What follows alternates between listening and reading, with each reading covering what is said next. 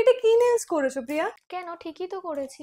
আমার মনে হয় কোনো কাজ ঠিক করে না শিখে সেটাকে প্রফেশন বানানো কখনো উচিত না। একটা নেল আর্টের কোর্স করেই কি নেল আর্টিস্ট হওয়া যায়? কোনো কাজই পারফেক্টলি করার জন্য অনেক হার্ড ওয়ার্ক আর প্র্যাকটিস লাগে। কোনো দক্ষতা ছাড়াই নিজেকে নেল আর্টিস্ট দাবি করা, ক্লায়েন্টের হার্ড নেল ফাইল দিয়ে ঘষতে ঘষতে কিউটিকল দিয়ে রক্ত বের করে দেওয়া, নেল এক্সটেনশনের ইও বোঝে না এরা, আর এরা নিজেদেরকে প্রফেশনাল নেল আর্টিস্ট দাবি করে। প্লাস্টিকের নেলের উপরে কোনো রকম অ্যাক্রিলিক বা জেল ছাড়াই ক্যাটকেটে একটা রং লাগিয়ে আমার থেকে 1000 রুপিস চার্জ করা হয়েছে। আর আমার মতন কাস্টমার যারা মুখের উপরে নাও বলতে পারে না, হ্যাঁও বলতে পারে না, তাদের জন্য তো এই পুরো প্রসেসটা খুবই ট্রমাটাইজিং। আমি যখন প্রথমবার নেল এক্সটেনশন করতে গিয়েছিলাম তখন আমার সাথে ঠিক এটাই হয়েছিল।